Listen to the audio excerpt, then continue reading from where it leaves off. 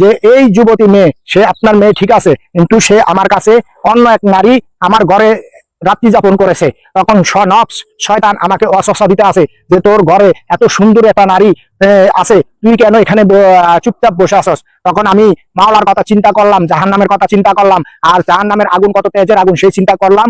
চিন্তা করে মমের আগুনের ভিতরে হাত ঢুকিয়ে দিয়েছি। দেখি যে হাত 2-3 সেকেন্ডের বেশি রাখা যায় না, আঙুল 2-3 সেকেন্ডের বেশি রাখা যায় না। এই কারণে কি ওই 2 সেকেন্ডের বেশি যখন রাখা যায় না। আসসালামু আলাইকুম ওয়া রাহমাতুল্লাহ। প্রিয় বন্ধুগণ, আমরা সবাই কিন্তু নাফরমানি করি এই জমিনে থেকে। কি করি? মাওলা আল্লাহ তাআলার নাফরমানি করি, এমন এমন গুনাহ করি যে গুনার জন্য আল্লাহ তাআলা ডাইরেক্ট আমাদের উপরে গজব নাযিল করতে পারেন। অথচ আমরা কি করি? কার দোষ দেই? ইবলিস শয়তানের দোষ দেই। ইবলিস শয়তান আমাদের কি করতে আছে? অসসা দিয়ে আমাদের গুনার কাজ করাইতে আছে। নফস শয়তান আমাদেরকে গুনার কাজ করাইতে আছে। আপনাদেরকে একটা ঘটনা বলি, ঘটনা থেকে আপনারা জানতে পারবেন যে আপনি আমি গুনাহ থেকে কিভাবে বেঁচে থাকতে পারবো। যদি ওই চেষ্টা করি তাহলে আমরা গুনাহ থেকে বেঁচে থাকতে পারবো। যেমন একদিন এক যুবতী জ্বরের কবলে পড়ে গিয়েছে। তার বাড়িতে রওনা হওয়ার পরে, জ্বরের কবলে পড়ার পরে সে আশেপাশে তাকিয়ে দেখে যে কোনো কিছুই নাই, কোনো কিছুই নাই। সে একটা ঘর দেখতে পেলো, ওই ঘরে গিয়ে ঢুকেছে। ঢোকার পরে দেখে ওখানে একজন যুবক আছে, সে ওই ঘরের মালিক, ওই ঘরে সে যুবক বসে আছে। তখন ওই যুবতী একটু আশ্রয় চেয়েছে। ওই মেয়েটা কি করেছে? একটু আশ্রয় চেয়েছে। আশ্রয় চাওয়ার পরে ওই যুবক কি করেছে? তাকে আশ্রয় দিয়েছে। কিন্তু জ্বর এমনই বাড়লো, জ্বর আর কমেনি। জ্বর কি আর কমে নাই, জ্বর তুফান আর কমে নেই। তখন কি করছে? বাধ্য হয়ে ওই যুবতী ওই যুবকের সাথে ওই রাত্রে ওই ঘরে থাকতে হয়েছে। তখন ওই যুবতী বোনকে কি করেছে?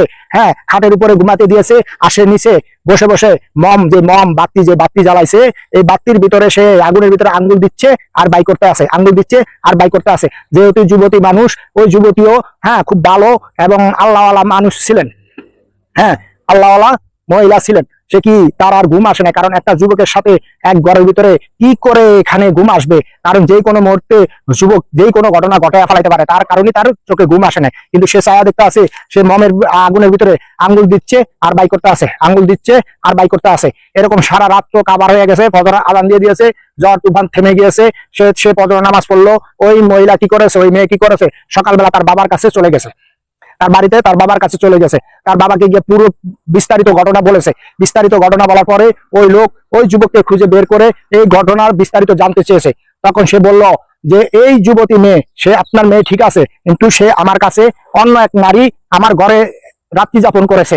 তখন নফস শয়তান আমাকে ওয়াসওয়াসা দিতে আছে যে তোর ঘরে এত সুন্দর একটা নারী আছে, তুই কেন এখানে চুপচাপ বসে আসস। তখন আমি মাওলার কথা চিন্তা করলাম, জাহান্নামের কথা চিন্তা করলাম, আর জাহান্নামের আগুন কত তেজের আগুন সেই চিন্তা করলাম। চিন্তা করে মমের আগুনের ভিতরে হাত ঢুকিয়ে দিয়েছি। দেখি যে হাত 2-3 সেকেন্ডের বেশি রাখা যায় না, আঙুল 2-3 সেকেন্ডের বেশি রাখা যায় না।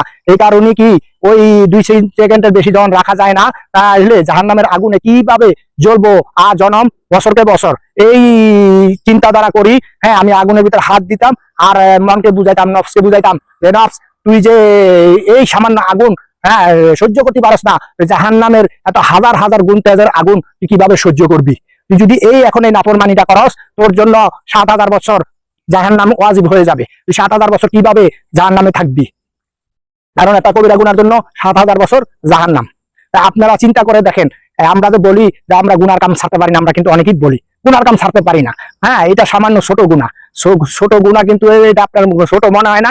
একটা গুনার জন্য কিন্তু আপনার 7000 বছর জাহান্নামের আগুনে জ্বলতে হবে।